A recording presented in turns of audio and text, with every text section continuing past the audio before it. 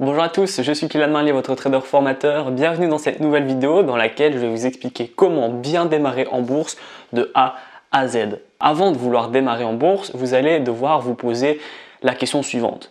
Est-ce que vous voulez investir en bourse, donc dans une optique d'investir dans une action à 5 euros et de vouloir la revendre à 10 euros dans quelques semaines, quelques mois, vers quelques années et ainsi gagner 5 euros par action que vous aurez acheté? Donc ça, c'est la première stratégie, c'est la stratégie de plus-value.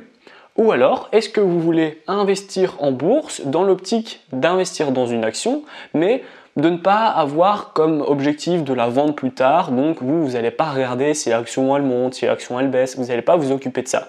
Vous, ce qui va vous intéresser, c'est les dividendes que l'action va vous reverser chaque mois, une fois tous les 3 mois, 2 fois par an, une fois par an, ça dépend en fonction de l'entreprise sur laquelle vous aurez investi, mais c'est vraiment deux grosses stratégies. Après, bien évidemment, il y a d'autres petites stratégies qui peuvent être adaptées d'ailleurs à votre profil d'investisseur. Il y a des stratégies telles que le day trading sur action, bien que j'ai déjà fait des articles, des vidéos où je ne conseille pas forcément le day trading sur action.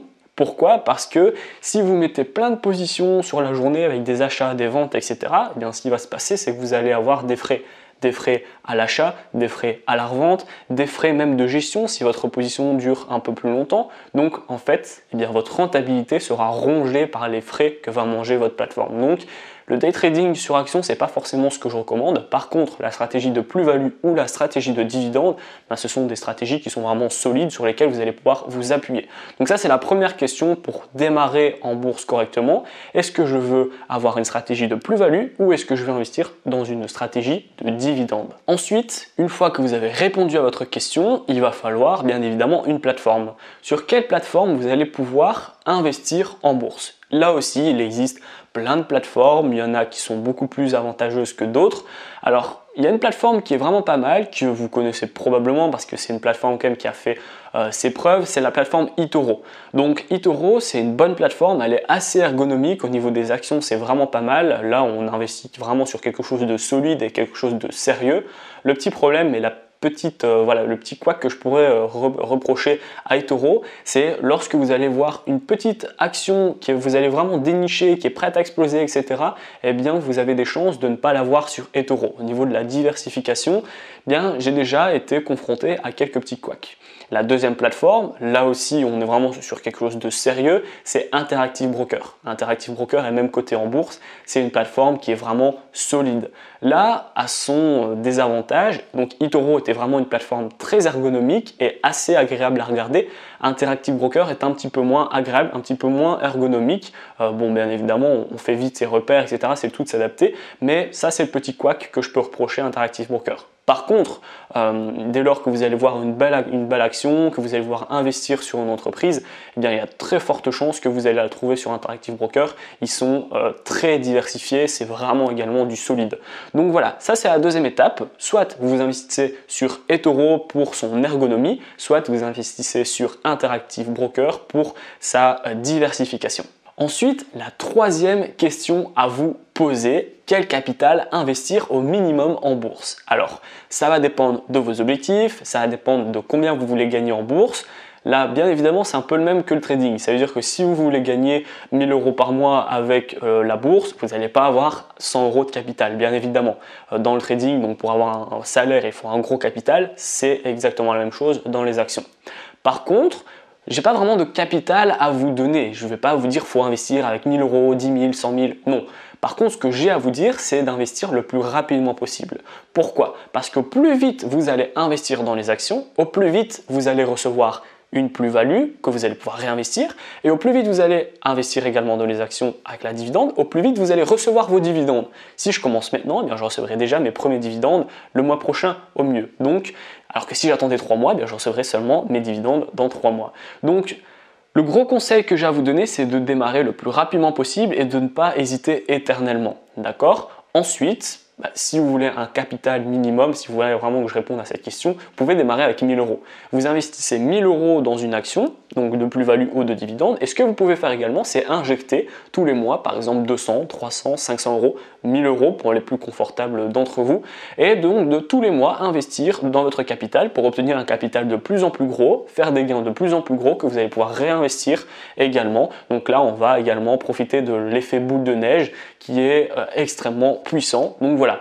Je n'ai pas vraiment de capital à vous conseiller. Vous pouvez démarrer avec 1000 euros et investir chaque mois, mais le plus important, c'est de démarrer le plus vite possible. Et ensuite, donc, vous savez quelle stratégie vous allez faire, vous savez si vous êtes dans la plus-value ou dans le dividende, vous savez sur quelle plateforme vous allez investir, vous savez avec quel capital vous voulez investir. Notez que, voilà, au niveau du capital, en fait, ça dépend de combien vous voulez gagner. En général, dans les actions, on est à 10 à 20% de rentabilité par an. Voilà, c'est une tranche qui est assez raisonnable.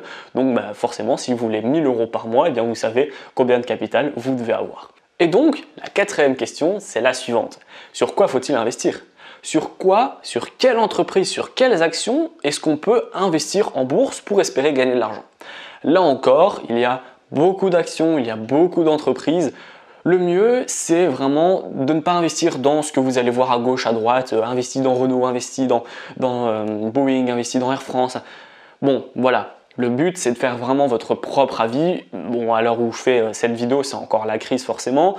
Il y a les actions qui baissent, Renault baisse, Boeing baisse, Air France baisse. Je pense que c'est un peu stupide d'investir maintenant. Notez bien que la crise n'est pas terminée, la deuxième vague n'a pas encore eu lieu, elle n'aura peut-être jamais lieu, mais la crise n'est pas terminée, le virus est encore là, donc je pense que c'est un peu stupide d'investir par exemple maintenant sur Air France ou sur Renault, on n'est pas à l'abri d'une chute encore, donc voilà. Il faut vraiment faire attention avec tout ce que vous entendez, c'est pas vraiment comme ça que vous allez devoir investir en bourse. Par contre, si vous investissez en bourse en fonction d'une action qui vous semble saine, sur laquelle vous comprenez qu'est-ce qu'elle fait, vous savez également au niveau de l'économie et du fondamental comment réagit l'action, est-ce qu'elle se porte bien, est-ce qu'elle se porte moins bien, est-ce qu'elle a une belle capitalisation boursière, est-ce qu'elle a une belle croissance. Je pense que c'est sur ces points-là qu'il faut vraiment vous attarder. Effectivement, on a des actions comme Microsoft, comme Amazon, etc. qui sont vraiment assez présentes sur les marchés. Et vous savez que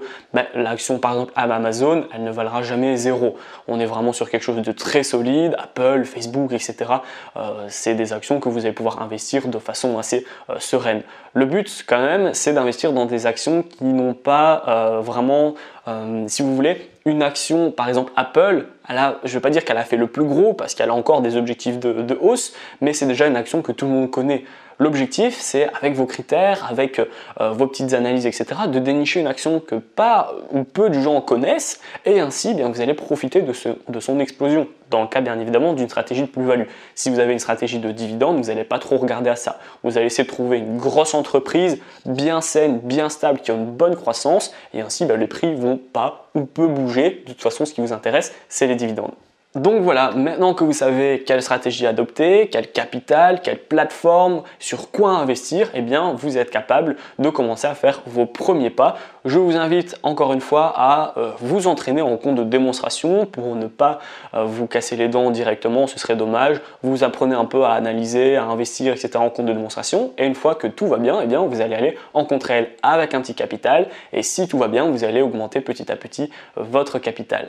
Alors cette vidéo elle est terminée. Si vous avez encore du mal à analyser une action, pas de panique, vous allez trouver dans la description une formation totalement offerte qui va vous permettre de gérer vos take profit et vos stop loss sur les actions une fois achetées. Vous allez également pouvoir comprendre comment analyser une tendance de fond, si l'action elle est en tendance haussière, elle est en tendance baissière, ça c'est super important également, quels sont les indicateurs qui sont importants pour pouvoir débuter en bourse et bien d'autres choses encore. Donc voilà, j'espère que la vidéo elle vous a plu, dites-moi en commentaire quelle action vous utilisez, quelle stratégie également vous utilisez, est-ce que vous êtes plutôt quelqu'un qui est sur les dividendes, sur la plus-value, je serais curieux de savoir quelle stratégie vous utilisez. Je vous dis à bientôt pour de prochaines vidéos.